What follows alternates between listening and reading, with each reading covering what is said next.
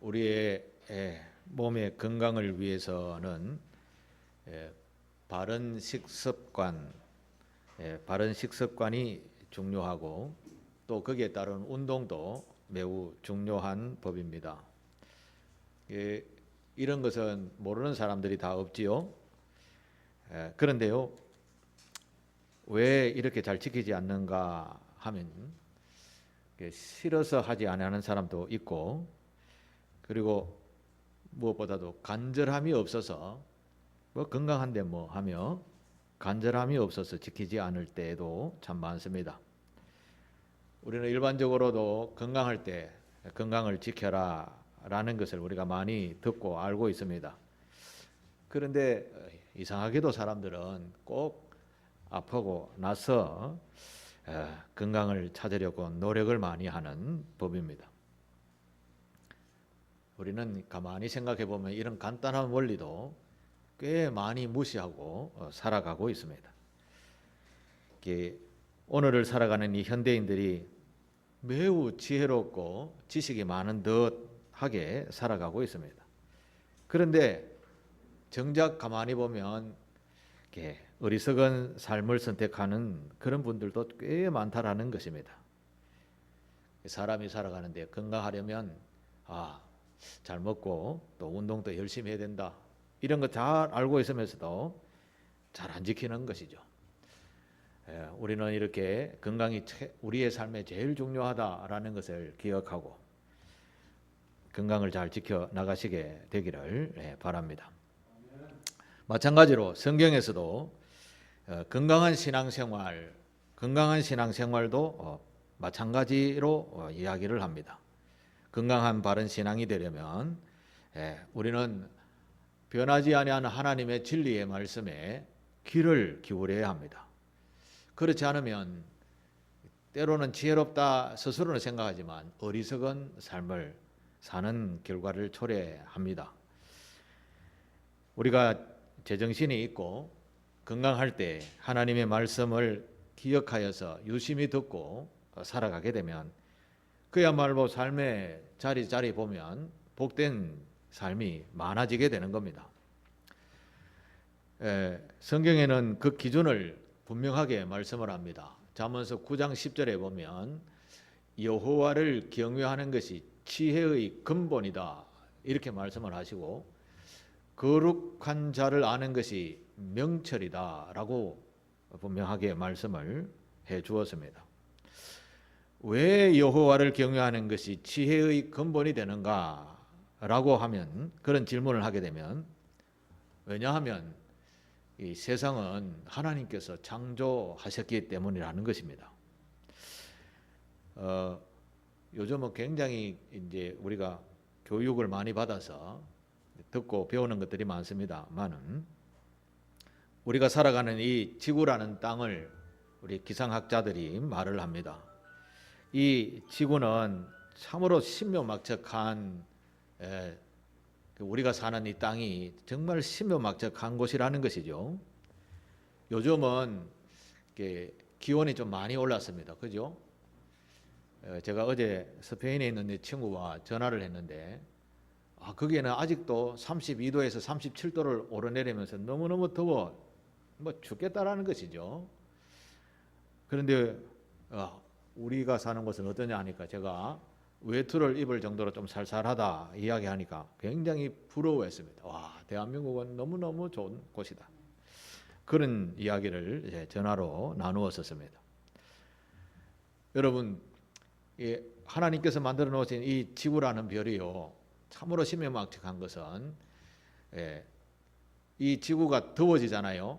그러면 더워지는 것이 자동으로 식히려고 바닷물에 수증기를 10% 정도 더 많이 증발을 시킨다고 합니다.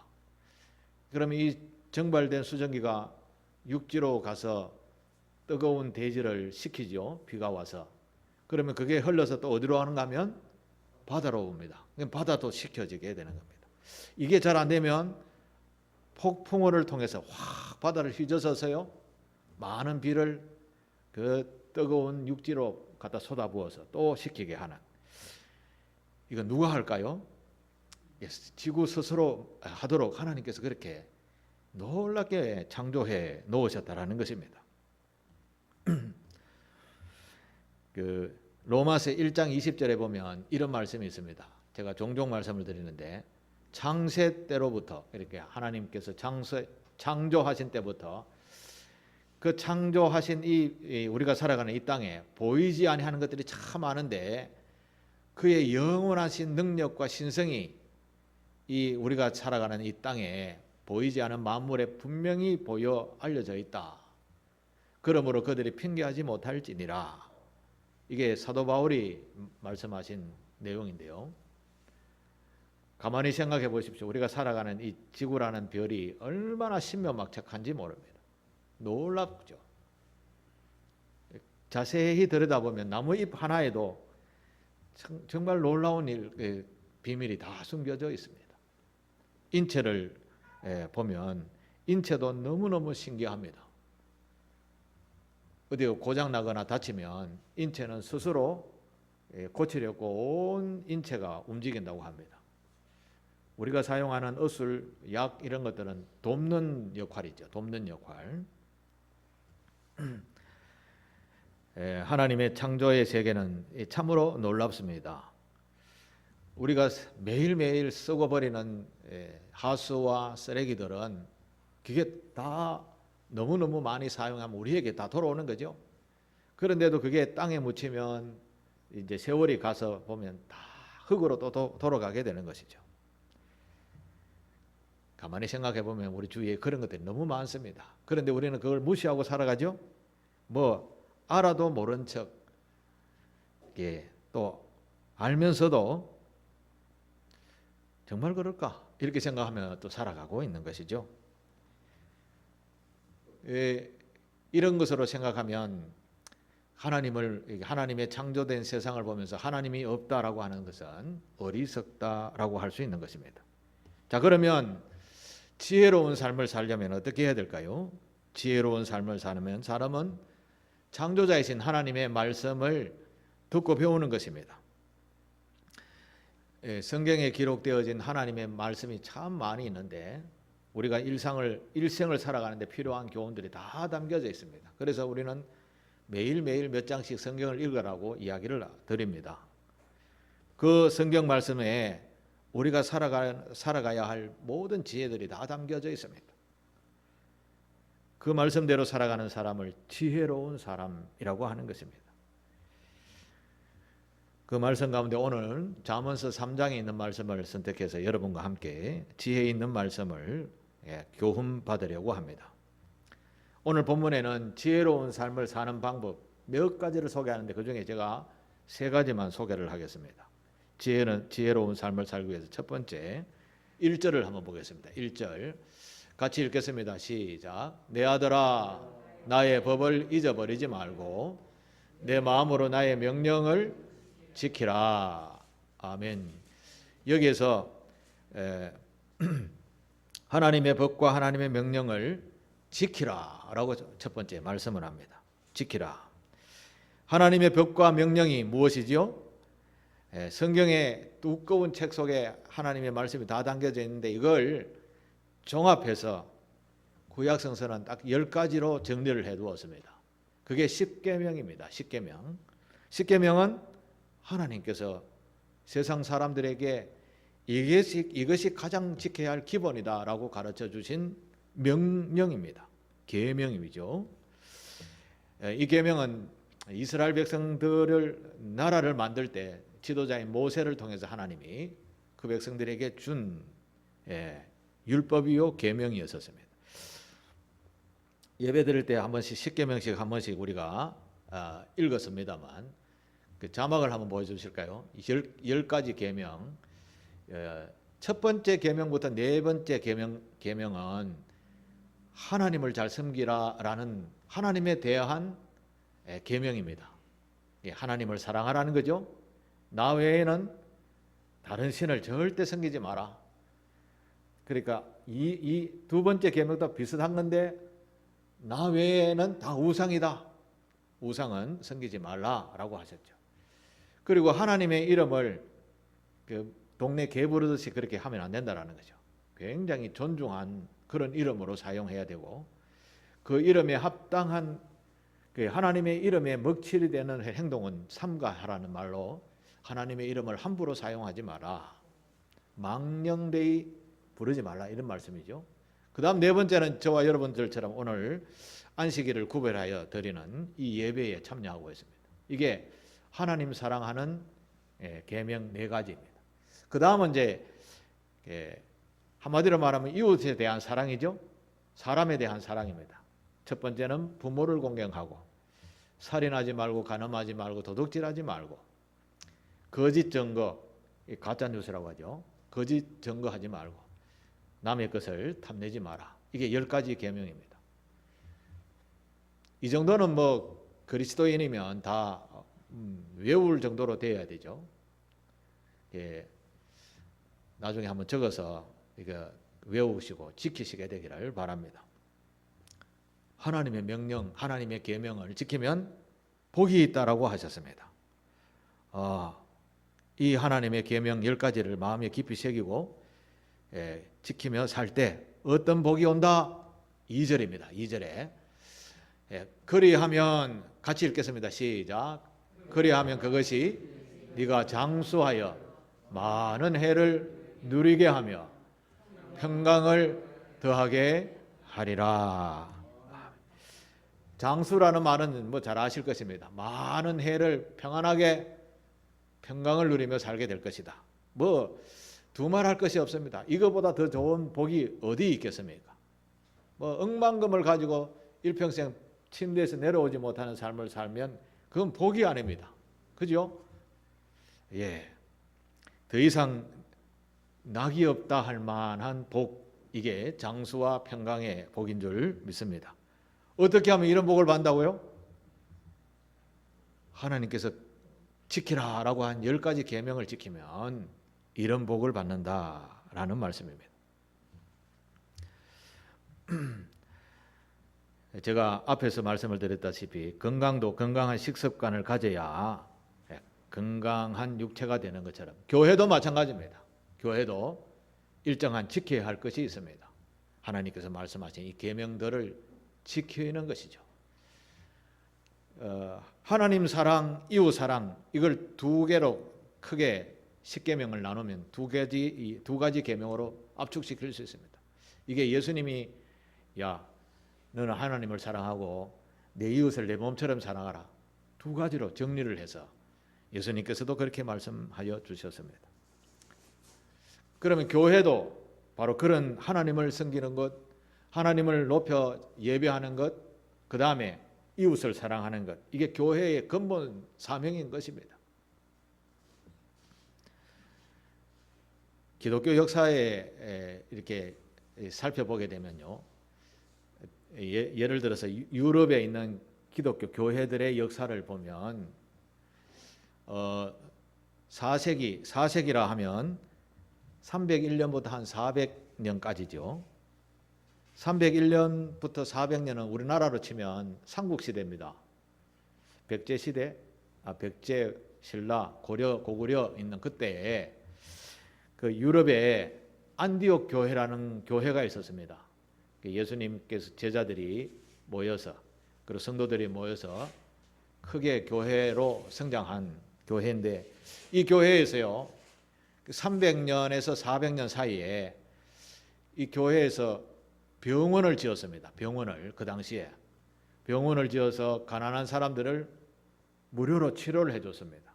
그 재원은 어디서 왔느냐? 안디옥 교회에서 다 되었습니다. 뭐 당시에 뭐 지금도 가난한 사람들이 많은데 그 당시에는 뭐 먹을 것, 입을 것 다 귀한 때이죠. 그 안디옥 교회가 그런 일을 감당을 했습니다. 그리고 세월이 지나가면서 수도원들을 중심으로 이런 일들을 막 해왔었습니다. 그러니까 많은 교회들이 그런 일을 했다라는 거죠.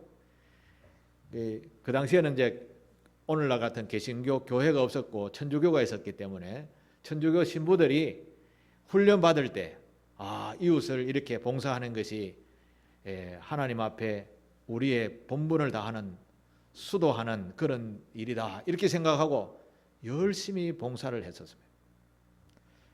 그러니까 전 세계 교회들이 성도들에게 많은 혜택을 주니까 성도들이 교회로 모이고 그리고 하나님을 예배하는 그런 백성이 되었습니다. 세월이 가면서 국가라는 개념이 점점 강해지고 국가가 정치, 경제, 사회, 문화 이런 것을 다 분류해서 재정으로 나라를 이렇게 이끌어갈 때가 되었을 때에는 이런 가난한 사람들을 돕는 것이 국가가 그것을 감당하게 되었습니다. 국가가 이런 일을 하니까 교회가 점점 손을 놓게 되었습니다. 그래서 교회는 그 다음 이웃을 돕는 일을 멈추고 그 다음 하는 일은 무엇이었을까요? 이웃을 돕는 일을 멈추니까 교회는 자기 치상에 앞서게 된 거죠. 자기 치장. 그러니까 교회를 화려하게 짓고 많은 헌금들을 유럽에 가면 멋진 성전들이 많죠. 어마어마한 돈을 들여서 무려 100년을 넘게 진 그런 교회도 있다고 하죠. 그런 교회를 짓게 되었습니다. 그런데 교회가 그렇게 화려하고 보기에 막 어마어마하다 이렇게 하는데 역사는 이렇게 이야기합니다. 중세 시대를 암흑 시대다 이렇게 표현합니다. 하나님의 영이 죽은 시대였다라는 것이죠. 하나님의 명령이 나타나지 아니하는 그런 시대였다라는 것입니다. 교회의 본분인 하나님 사랑과 이웃 사랑을 저버리고 세상적 가치 기준을 교회가 드러내기 시작하니까 교회가 암울해지게 되었다라는 말입니다. 그래서 1517년에 교회가 점점 쇠락해가는 것을 보고 마틴 루터라는 신부가 이래서는 교회가 안 된다라고 개혁하자라고 시작한 것이 오늘 저와 여러분들이 출입하는 개신교 교회가 된 것입니다. 이 마틴 루터가 교회에 집사직, 우리말로 하면 장로, 권사, 집사님들을 다시 세우고 교회가 해야 할 본분은 봉사, 섬기는 것이다 해서 이웃에게 나누고, 물론 하나님을 예배하는 건 기본이죠.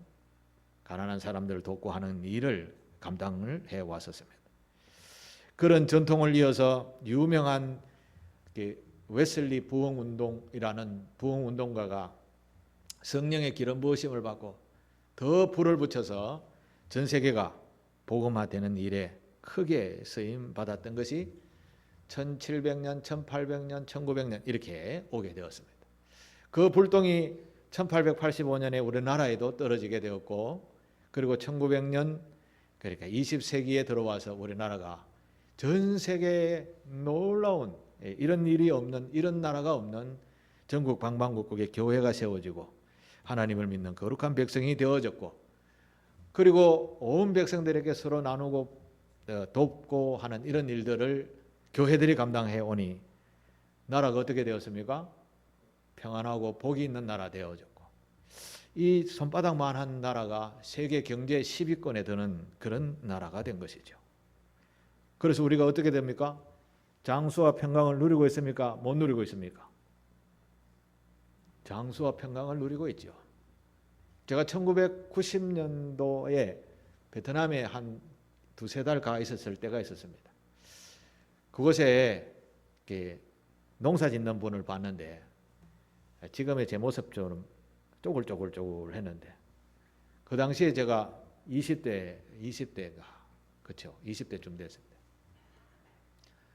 저분 나이가 어떻게 되냐 했더니 40이래요. 40. 예. 아마 열대지방이라서 햇빛에 많이 거울러서 그런지 몰라도 그렇게 수명이 짧아요. 그런데 저와 여러분들은 80도 건강하시죠? 우리 장인어른 배우러 가니까 아픈 데가 없으시대. 90이 다 되셨는데. 네. 하나님을 잘 믿는 이런 복이 저와 여러분에게 있게 된다라는 말씀입니다. 그러니까 하나님의 말씀을, 하나님의 법을, 하나님의 명령을 지킬 때 이런 장수와 평강의 복이 오늘 우리에게도 있는 줄 믿습니다. 두 번째로 보면 지혜로운 삶을 살기 위해서 오늘 3절에는 뭐라고 말씀하는지 한번 보겠습니다. 3절 같이 읽겠습니다. 시작. 인자와 진리가 내게서 떠나지 말게 하고 그것을 내 목에 매며 내 마음판에 새기라. 마음판에 새기라. 뭘 새기라고 합니까? 인자와 진리가 떠나지 않도록. 그러면 인자가 뭐냐? 인자라는 말은 사람들에게 은혜를 베풀고 사랑을 베푸는 마음입니다. 뭐라고요? 사람들에게 은혜를 베풀고 사랑을 베푸는 마음입니다. 그리스도인들이 기본적으로 가져야 할 성품인 것이죠. 예수님께서도 바로 이렇게 살아셨습니다. 하나님의 사람은 사람들에게 은혜를 끼치는 거죠. 덕을 끼치는 겁니다. 그리고 불편한 것이 있으면 도와주는 것입니다. 이것이 교회의 본질이고 우리 성도들의 근본 자세라고 할 수 있는 것입니다. 예수님은 전도하러 다니면서 가난한 사람, 병든 사람 고쳐주고 세워주고 도와주고 많이 했었지 않습니까?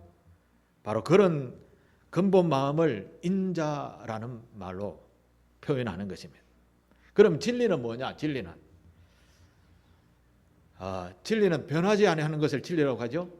그러니까 신앙생활하는 사람들이 가진 진리는 진리신 하나님을 우리 전 인격적으로 믿고 따르는, 그리고 그 하나님에 대한 신뢰감을 확고하게 가지고 처음부터 끝까지 절대 변하지 아니하는 일관된 태도를, 진리가 내게서 떠나지 말라는 진리의 말씀입니다. 한마디로 말하면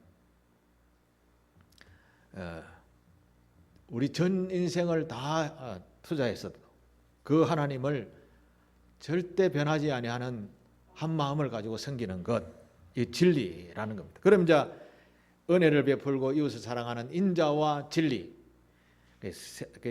결국은 십계명을 이야기하는 거죠. 하나님 사랑과 이웃 사랑이죠. 이 마음을 마음판에 새겨라, 이렇게 이야기합니다. 마음판에 새겨라. 우리 마음에 어떻게 새기지? 목을 매며 마음판에 새겨라. 목을 맨다라는 말은 무슨 뜻입니까? 여기에서 목을 맨다, 목숨을 걸고 지키라는 겁니다. 성도는 이웃 사랑하는 것, 은혜를 베푸는 것, 하나님에 대한 신앙을 확고하게 가지고 굳건하게 가지는 것, 이거 목숨을 걸고 지켜라. 이걸 내 목에 매며 마음판에 새기라 라고 표현한 것입니다. 자, 그러면 이렇게 할 때 어떤 복이 임하는가? 4절입니다. 4절. 그리하면 네가 하나님과 사람 앞에서 은총 귀중히 여김 이것을 받는다. 은총과 귀중히 여김을 받는다 라고, 이런 복을 받는다라고 말씀을 합니다. 인자와 진리의 마음을 가지고 하나님을 섬기고 이웃을 사랑할 때, 이것을 마음에 목숨같이 여기고 새길 때 이런 복을 받게 된다라고 말씀하십니다.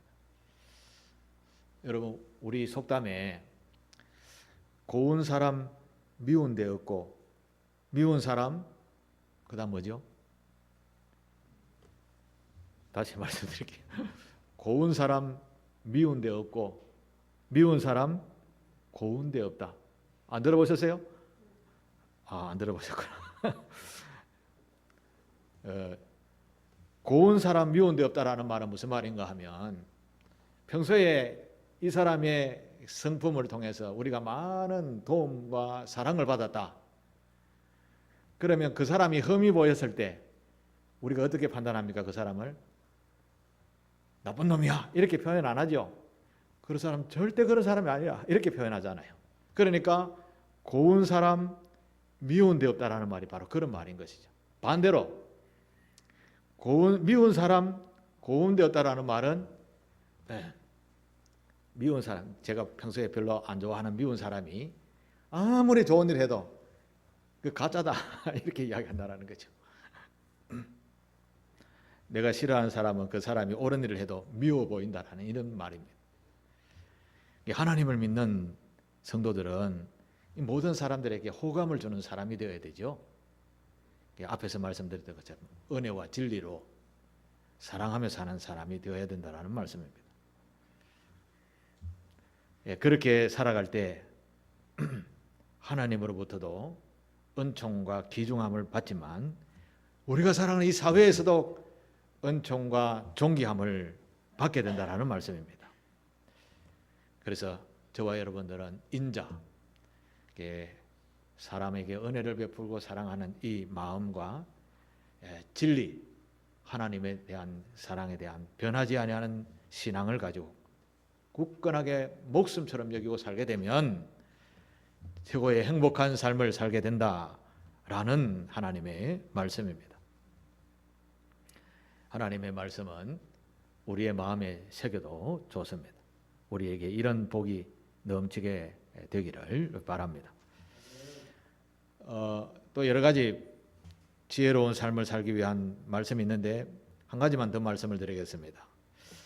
9절입니다. 9절 같이 읽겠습니다. 시작. 내 재물과 내 소산물의 처음 익은 열매로 여호와를 공경하라. 아멘. 성경에는 첫 소득은 하나님께 다 드려라 이런 말씀이 있습니다. 첫 열매, 첫 소득, 이것은 첫 번째 일해 갖고 오는 것을 전부 다 하나님께 드려라 그런 의미도 있지만은 그것은 예를 들어서 설명하는 것이고 우리가 가지고 있는 것 중에 최고의 것을 하나님께 드려라라는 그런 의미입니다. 우리의 인생의 최고의 소중하게 여겨야 할 존중할 분은 하나님이시다. 이걸 인정하는 태도로 살아라라는 말이 처음 익은 열매로 하나님께 드려라라는 말의 근본 뜻입니다. 우리의 신앙 고백에 그게 담겨져 있어야 된다라는 말씀인 것이죠.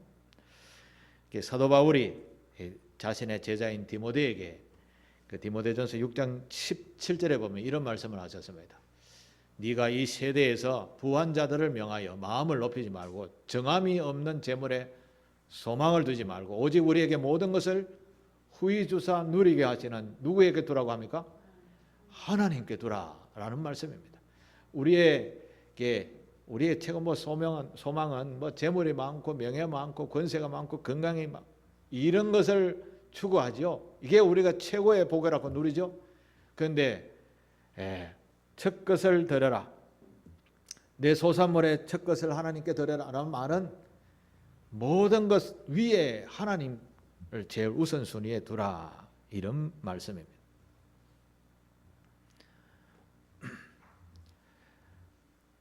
우리가 첫 번째 월급을 받으면 우리 정서에는 어떤 일을 하죠? 부모님에게 키워줘서 고맙습니다. 이제 제가 일을 해서 돈을 벌었습니다. 해서 부모님에게 선물을 이렇게 하는 것이 전통이죠. 첫 번째 월급을 받으면 할 게 너무 많습니다. 그죠? 그동안 직장 나가려고 배웠던 모든 사용되어졌던 재물들을 다 갚아야 되니까 한 번에 다 갚지는 못하지만 월급보다 더 써야 할 것이 더 많아지는 법이신 거죠. 그 소중한 첫 월급을 하나님께 드려라라는 말은 그만한 가치를 드릴 만한 분이 하나님이시다라는 말씀입니다. 첫 월급을 받으면 그 가치가 일평생 동안 안 잊어버리는 그런 가치가 아니겠습니까? 그 가치를 가치와 같이 하나님을 그렇게 생각하고 섬겨라라는 그런 말씀인 것입니다. 하나님은 이런 첫 열매로 하나님을 바르게 공경하고 섬기면 인생에 이런 복을 주신다라고 10절에 말씀을 합니다. 10절 좋아하는 말씀입니다. 10절 다음 말씀. 그리하면 내 창고가 가득히 차고 내 포도즙 틀에 새 포도즙 즙이 넘치리라.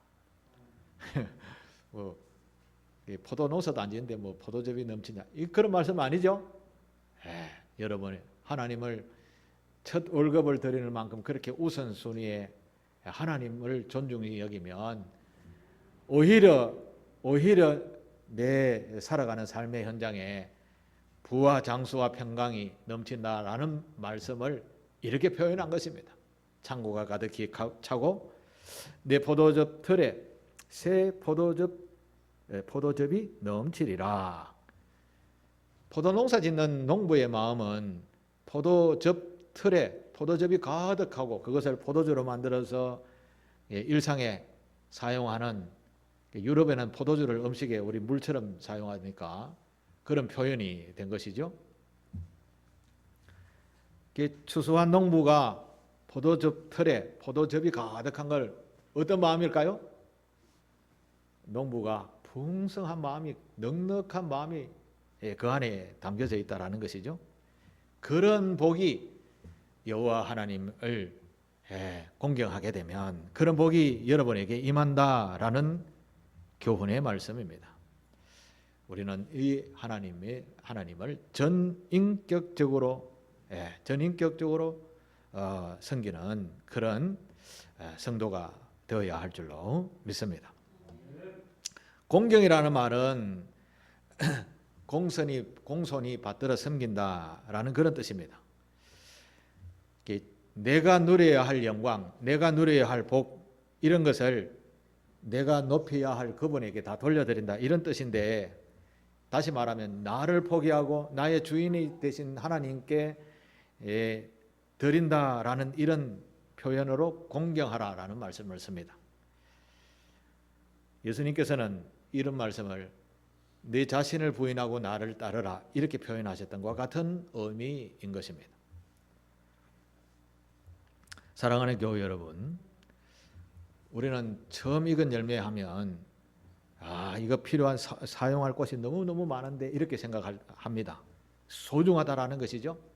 그 소중함을, 여호와를 섬기는 일에 그 소중한 마음만큼 생각하고 영광을 돌리며 공경할 때에 복이 임하는데, 우리의 포도주 틀이 늘 풍성하게 가득 차 있는 복을 주신다라는 말씀입니다. 자, 그러면 오늘 말씀을 정리해 보겠습니다. 여호와 하나님을 말씀을 지키면, 즉 십계명을 지키면, 마음에 새기면 어떤 복? 장수와 평강의 복이 온다. 말씀을 마음에 지키면 그새 다 잊어버렸죠? 지키면 4절 4절 맞죠? 마음판에 새기면 어떤 복을 주신다고 했죠? 사람 앞에서 은총과 귀중함을 받게 된다. 그 다음 마지막 공경하면 포도즙 틀에 포도즙이 넘치게 될 것이다. 사랑하는 교회 여러분, 우리는 이런 하나님의 말씀을 마음에 지키고 새기고 공경할 때 이런 주의 복이 넘치게 될 줄 믿습니다. 이걸 마음에 새기고 일평생 동안 여호와 하나님을 최우선 순위에 두고 그 약속하신 하나님의 복을 다 누리는 상길교회 교우들 되시기를 주님의 이름으로 축복합니다. 기도하겠습니다. 하나님 감사합니다. 부족한 저희들에게 어리석은 삶이 되지 않게 하시고 지혜로운 삶, 복이 있는 삶을 오늘 또 가르쳐 주셔서 감사합니다. 어리석은 일을 반복하는 그런 어리석음이 우리에게 멀리 떠나가게 하시고 지혜롭고 명철한 복이 임하는 하나님의 말씀을 마음에 새기고 지키고 공경할 때 넘치는 복을 받는 이런 성도들 다 되게 하옵소서. 예수님의 이름으로 기도하옵나이다. 아멘.